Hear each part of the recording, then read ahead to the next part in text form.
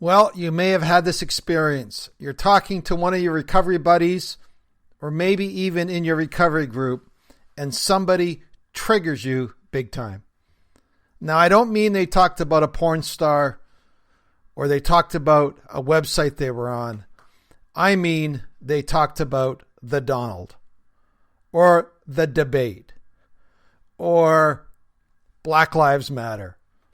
And all of a sudden, all of the camaraderie that you've developed is out the window.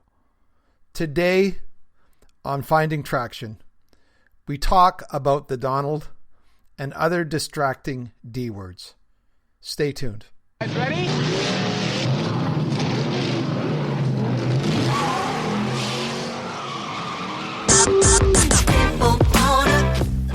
When it comes to porn, are you stuck, spinning out, or slipping backwards in your life?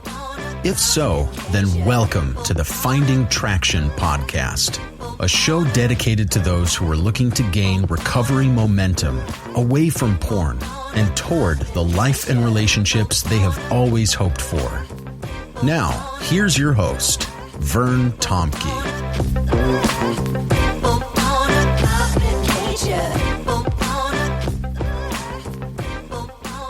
Well, before we get into D words, distracting D words, let me just say a couple things about a couple Zoom groups that I'm running. I have actually 2 full groups now. I just finished the second group. It's fun to work with guys from around the world, actually, and we're figuring out time zones. And so I am starting Zoom groups where I sit down with guys, and together, I keep them small, 4 or 5 guys. We work through the Finding Traction curriculum. And that's the curriculum you can find on our website, bandofbrothers.care. And now I've got another guy that's interested, so we're looking at starting a 3rd Zoom group. So if you're interested, I would love you to connect with me, bandofbrothers@shaw.ca.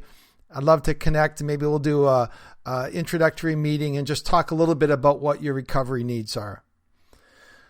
Well, talking about recovery, let's use another D word. Let's talk about the word denial. You know, the very first lesson in the Finding Traction curriculum is all about denial. Now, it's interesting. Most of us, when we think about that, we tend to think the word denial is, the example or the experience where we're saying, I don't really have a problem. Or, well, it ebbs and flows in my life, and right now I'm doing pretty well, so I think I'm going to be okay.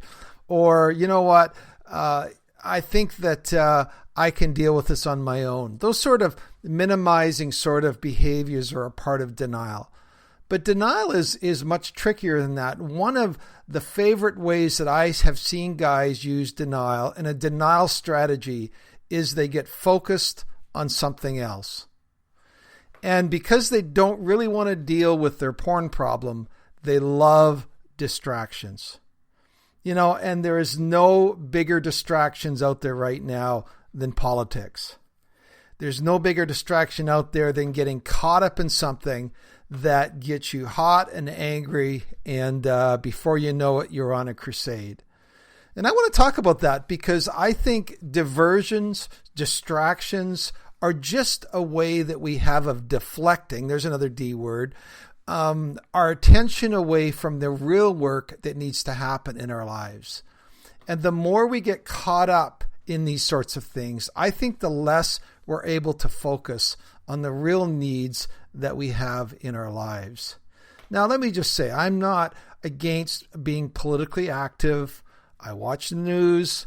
I'm not against being engaged with real issues, like racial discrimination and racial injustice, or the environment, or any issues. I think we need to be engaged citizens. Up here in Canada, we are just as prone to getting caught up in this sort of swirling whirlwind that takes us away from what our main focus needs to be. And what is the main focus you need to look at if your life is teetering on collapse, if your life is something where addictions can take you out? I don't think it's politics. I think it's to do with finding traction in your life around making the positive steps that you need to make. And over the last number of years, I've seen a lot of guys that get started in recovery and then they spin out in one of these other sort of things. Yes, it could be the Donald, or it could be politics, or it could be these things. Other guys I know get caught up in conspiracy theories, or the opposite of that, the guys that get caught up in trying to collapse other people's conspiracy theories. Some people are caught up around whether the pandemic is as real as we're told it is. All of these kind of things, or the arguments around face masks. Here's the point. Your life could completely go into the crapper, have nothing to do with COVID or face masks or Donald Trump or Joe Biden or Black Lives Matter or anything else. I'll tell you, the thing that is going to take away from your life is finding yourself back into porn and porn behaviors. One of the things I taught my kids was a phrase based on the old Stephen Covey book, which talked about highly successful people. And this is what he said. He said, highly successful people are people who realize that there is a circle of concern, that's a big circle, and then within it, there is a smaller circle called the circle of influence. People who are successful are people who spend the majority of their energy on the circle of influence that they actually have in their life. So what is your circle of influence? Well, it's, of course, voting, or it's treating a person from another race the way that you would like to be treated, or any other issue. But when we get caught up in our circle of concern that we have no influence over, it leads and tends to make us angry, agitated people. And when we're angry and agitated, we do not make good recovery candidates. Now, I've seen this in lots of ways. For example, in church circles. Here's an example of something that I've seen, which again, for me, is another classic form of deflection. There's another D word. And this is the guy that goes on a crusade because other women out there or women in the church are dressing inappropriately and triggering them. I can't tell you, over the years, I've had people who've come and said to me, when I used to lead the church, they say, you need to talk to that girl or that person because they're dressed totally inappropriate. They almost become like those Iranian purity guards that go around the country, hitting women with sticks because they're not properly dressed in their burqas. And they get caught up in this whole thing. And I'm thinking, dude, you're the one with the problem. The bottom line is they get caught up around those sort of issues, or other guys that get caught up in their theological hobby horse. The church is too worldly, or this is that, or that, and something they get completely focused, consumed with some theological hobby horse.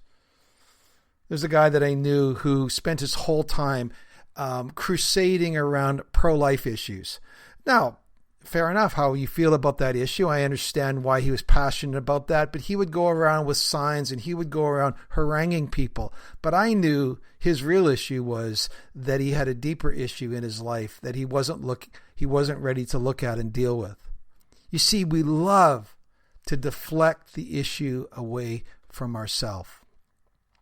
There's a great podcast I listened to recently. It's called the Vox Podcast, VOX. Mike Erie, I think is his name. And he talked about those words of Jesus where Jesus says, if you look at another woman with lust, and he really turned the tables on us men. He said, if a woman came in who was inebriated, who was dressed in a scantily clad way, you should be the safest man in the entire room if you truly understood what that passage says. So don't be haranguing women because they're not dressed appropriate. Don't get caught up in all these side issues. We love to get caught up in issues rather than dealing with the deep needs of our own life. See, one of the things that happens, and one of the things that we desperately need if we're going to get better, is we need allies in this fight. can you be an ally with somebody if they have a completely different political stance than you, or they completely have a different understanding around Colin Kaepernick or standing or kneeling for the national anthem? Or, can you still journey with guys in that place? I would submit to you that if anything stands in the way of recovery, it's taken too big of a place in your life. There's a phrase out there that says the main thing is to keep the main thing the main thing. So I don't know what it is that you tend to drift off into, you spin out into, that gets you agitated, excited, or, anything, or for another example, something that gets you upset with other guys. If you find that you cannot be with somebody from a different theological persuasion and it's affecting your recovery, then I would say that there is a real problem there. I know the thing that's going to take me out is this whole battle that I have, and that I need to do anything on top of any other issue in my life to make sure that I'm walking each and every day to be the man that I want to be. So whatever it is out there, whether it's politics or marches or whatever it is, the way women are dressed or your theological hobby horse, whatever it is which is distracting you from getting free, I would say put it aside. That is not going to take you out. What is going to take you out is not dealing squarely and looking directly at the issues that you need to look at. And I would just say, if there's any issue that gets in between you and another recovery buddy, I would say put it aside. Together you need to take and talk about a bigger enemy, which is the enemy of unwanted sexual behaviors and how they're going to destroy you and your family. I've learned this with my kids. When I was in my 20s, my goodness, my teenagers, my 20s, my 30s, I was one of the most argumentative guys that you could ever imagine. I remember a guy who worked with me, he said, Vern, it is so hard to work with you because you hold all of your opinions so close to the vest. And I've had to learn with my 20-something boys right now. They're very engaged in what's going on in the world around them, in politics and women's rights and the environment. I've had to learn very clearly with them to say, what's most important in our relationship? And it's our relationship. And whenever we get into something where I realize, this is threatening to separate us, I back a step away and say, what's most important right now is our relationship, me and you as my son.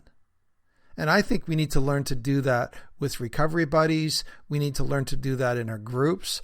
We need to learn to do that in our relationships.